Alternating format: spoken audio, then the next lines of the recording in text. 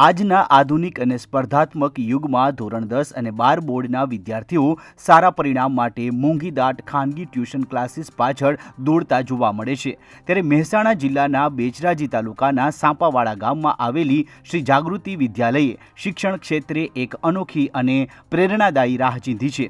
શાળાએ ખાનગી ટ્યુશન પર સંપૂર્ણ પ્રતિબંધ મૂકીને શાળામાં જ રોજ સવારે 0 પીરિયડ એટલે કે શૂન્ય તાસ શરૂ કરીને વિદ્યાર્થીઓ પર વ્યક્તિગત ધ્યાન કેન્દ્રિત કરીને ક્રાંતિકારી પરિવર્તન આણ્યું છે। 3 વર્ષ પહેલાં જે શાળાનું ધોરણ 10નું પરિણામ માત્ર 60% આવતું હતું, ત્યાં આજે સતત 3 વર્ષથી ધોરણ 10 અને 12નું પરિણામ 100% આવી રહ્યું છે। શાળામાં મંજૂર થયેલા 9 શિક્ષકોમાંથી 2 શિક્ષકોની જગ્યા ખાલી હોવા છતાં શિક્ષણ કાર્ય જરાય પણ ખોરંભાયું નથી। શાળાના આચાર્ય અશોકભાઈ પટેલ પોતે ગણિત વિષયના નિષ્ણાંત છે અને તેઓ નિયમિત વર્ગખંડમાં જઈને વિદ્યાર્થીઓને ઉત્સાહપૂર્વક ભણાવે છે। તેમના નેતૃત્વ હેઠળ સમગ્ર શિક્ષક સ્ટાફે એક ટીમ તરીકે કામ કરીને અશક્ય લાગતા પરિણામને શક્ય બનાવ્યું છે। અમારી શાળામાં રિઝલ્ટ 70%થી અંદર આવતું હતું અને હાલ અમે પછી નિયમ પ્રમાણે બધા શિક્ષકોની ભરતી થઈ અમારે અને 11-12ની પણ 2016થી 11-12 ચાલુ છે, પણ 2021માં રેગ્યુલર શિક્ષકો આવ્યા। પછી અમે એક નિયમ બનાવ્યો કે ભાઈ દરેક બાળક ભણતું થાય અને ટ્યુશન પ્રથા નાબૂદ થાય અને દરેક બાળકને ન્યાય મળે અમારો। તો અમે બધાએ એક નક્કી કર્યું કે દરેક અઠવાડિયામાં એક દિવસ વહેંચી દીધો। 10-12 વાળાને મફત અને વધારાનું શિક્ષણ મળે અને પુનરાવર્તન થાય અને દરરોજ 10 વાગે બાળક અમારા સ્કૂલમાં વધારે ફરજિયાત આવે, એક પણ બાળક ગેરહાજર ના રહે એવા ટાર્ગેટ સાથે અમે શૂન્ય તાસ ચાલુ કર્યો। મારા સહિત સોમવાર હોય તો મારો વાર, એમ દરેકને વાર વહેંચી દીધા। 2 ક્લાસ સાથે ચાલે, 2 શિક્ષકો કમ્પ્લીટલી ફરજિયાત હાજર રહે।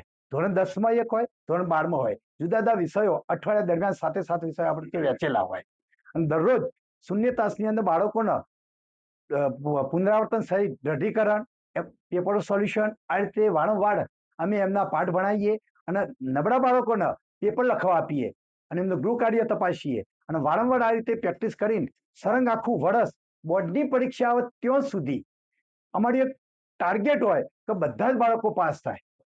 નબળા બાળકો પર અમે એક વોચ રાખીએ અને વાલીઓને પણ મુલાકાત લઈએ। જો બાળક 1-10-12માં તો એવું અમારું ટાર્ગેટ હોય કે એક પણ બાળક ગેરહાજર ના રહે। આજની તારીખમાં એક જ નિયમ છે કે બાળક ગેરહાજર ના રહેવું જોઈએ। કેમ કે જો બાળક ગેરહાજર રહે તો 10-12ની અંદર એમના શિક્ષણથી એ અભાવ એમને રહી જાય। તો પછી અમે એમના માટે 10-12માં વાલીઓને પણ કહી દીધેલું કે 10-12માં રજા નહીં લેવી, કારણ કે 10-12માં જો રજા લેશે તો આખા દિવસનું શિક્ષણ કાર્ય એમને કંઈ નહીં મળે, તો બીજા દિવસે અમને એ બાળકો વંચિત રહી જશે। એટલે મુખ્ય ફોકસ એ છે અમારું કે દરેક બાળક 100% હાજર રહે। સાંપાવાડાની શ્રી જાગૃતિ વિદ્યાલયમાં વર્ષ 2022માં ધોરણ 10નું પરિણામ માત્ર 60% હતું। વર્ષ 2023માં માત્ર એક વિદ્યાર્થી નાપાસ થતાં પરિણામ 96.88% રહ્યું હતું। જોકે શાળાના આચાર્ય અને શિક્ષકોએ હાર માન્યા વગર શિક્ષણ પદ્ધતિમાં આમૂલ પરિવર્તન કરવાનો સંકલ્પ લીધો। આ આયોજનબદ્ધ મહેનતના પરિણામે વર્ષ 2024, 2025 અને 2026 સુધી સતત 3 વર્ષ શાળાએ બોર્ડની પરીક્ષાઓમાં 100% પરિણામ હાંસલ કરીને સમગ્ર મહેસાણા જિલ્લામાં ડંકો વગાડ્યો છે। હાલમાં આ શાળામાં ધોરણ 9થી 12માં કુલ 214 જેટલા વિદ્યાર્થીઓ અભ્યાસ કરી રહ્યા છે અને શાળાની આ અભૂતપૂર્વ સફળતાનું પાછળનું સૌથી મોટું રહસ્ય સત્રના પ્રથમ દિવસથી જ શરૂ કરવામાં આવતો 0 પીરિયડ છે।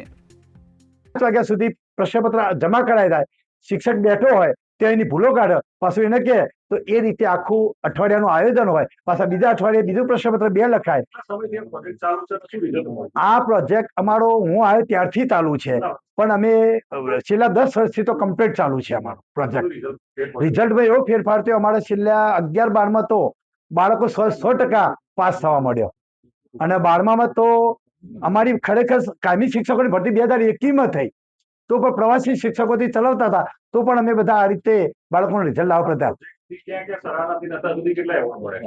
અમારા આમ તો જનરલી 100% રિઝલ્ટ તો વર્ષોથી ઘણી વખત આવતું, વચ્ચે પાછું ડાઉન થયેલું, પણ આ વખતે 2024ની અંદર ધોરણ 10માં 100% પરિણામ આવ્યું। પણ 100% પરિણામમાં અમારા રાજ્ય આચાર્ય જિલ્લા આચાર્ય સંઘે એવું કીધું કે ભાઈ 100% પરિણામ તો ઘણી બધી સ્કૂલો લાવો, પણ બધા જ બાળકો 65% ઉપર લાવે તો એવી અમારી સ્કૂલ 2024માં થયેલું। મહેસાણા જિલ્લામાં હમણાં માર્ચ 2024માં શ્રેષ્ઠ શાળાનો એવોર્ડ મળ્યો અને મારું સન્માન કરવામાં આવ્યું। એ પ્રમાણે 2025માં ધોરણ 12માં બધા જ બાળકો 100% રિઝલ્ટ આવ્યું, બધા જ બાળકો 70% અપલાયા અને એનો પણ એવોર્ડ અમને જિલ્લા આચાર્ય સંઘ તરફથી મળ્યું. ડોક્ટર દશરથભાઈ પટેલ તરફથી અમને 75,000નો એવોર્ડ આપવામાં આવ્યો જિલ્લા સમક્ષ કરી અને ડીઓ સાહેબની હાજરીમાં. શૂન્ય વર્ગમાં હું જાઉં છું ત્યારે પહેલાં કરતાં રિઝલ્ટ થોડું વધારે આવવા લાગ્યું છે. પહેલાં હું ઇંગ્લિશમાં થોડો નબળો હતો, પણ શૂન્ય તાસમાં આવવાથી હવે થોડો ભાર વધારે આવવા લાગ્યો છે અને ઇંગ્લિશમાં થોડું વધારે રિઝલ્ટ આવવા લાગ્યું છે. હું અહીંયા ધોરણ 12માં અભ્યાસ કરું છું અને અહીંયા અમારા 0 પિરિયડ ટાસ્ક લેવામાં આવે છે અને 0 પિરિયડમાં સાહેબ ખૂબ જ સરસ રીતે ભણાવે છે અને અમારા આચાર્ય શ્રી અશોકભાઈ પટેલ એ 0 પિરિયડ જ્યારથી સ્ટાર્ટ કર્યું છે ત્યારથી અમને ખૂબ જ મજા આવે છે અને ભણવાની પણ મજા આવે છે અને ખૂબ જ સારું પરિણામ આવે છે. પહેલાં અમારા શાળાનું પરિણામ 60% આવતું હતું, પરંતુ જ્યારથી સાહેબે 0 ટાસ્ક શરૂ કર્યું છે ત્યારથી અમારું પરિણામ 100% આવે છે અને અમને ખૂબ જ ફાયદો થાય છે અને અમારા ટ્યુશનની પણ કંઈ જરૂર પડતી નથી. શાળા પ્રશાસને પરિણામ સુધારવા માટે વિદ્યાર્થીઓની નિયમિતતાને પ્રાથમિક શરત બનાવી છે. બોર્ડના વર્ગોમાં એક પણ વિદ્યાર્થી ગેરહાજર ન રહે તે માટે શાળા દ્વારા કડક તાકીદ કરવામાં આવી છે. જો કોઈ વિદ્યાર્થી અચાનક જ ગેરહાજર રહે તો શિક્ષકો તાત્કાલિક વાલીને સંપર્ક કરીને કારણ જાણે છે. વાલીઓને પણ સ્પષ્ટ સૂચના આપવામાં આવી છે કે ખેતી કે સામાજિક પ્રસંગોના બહાને બાળકોને શાળામાંથી રજા ન અપાવવી, જેથી તેમનો અભ્યાસ ન બગડે. મારી બેબલી 10મામાં ભણે છે હાલે, એટલે 9મામાં રિઝલ્ટ થોડુંક માપ હતું, ઓછું હતું અને અત્યારે 10મામાં 0 પિરિયડ લેવાથી એનું રિઝલ્ટ સારું, પહેલી પરીક્ષામાં સારું હોય અને જે ટેસ્ટ લે એમાં પણ સારું ઊંચું રિઝલ્ટ આવ્યું છે.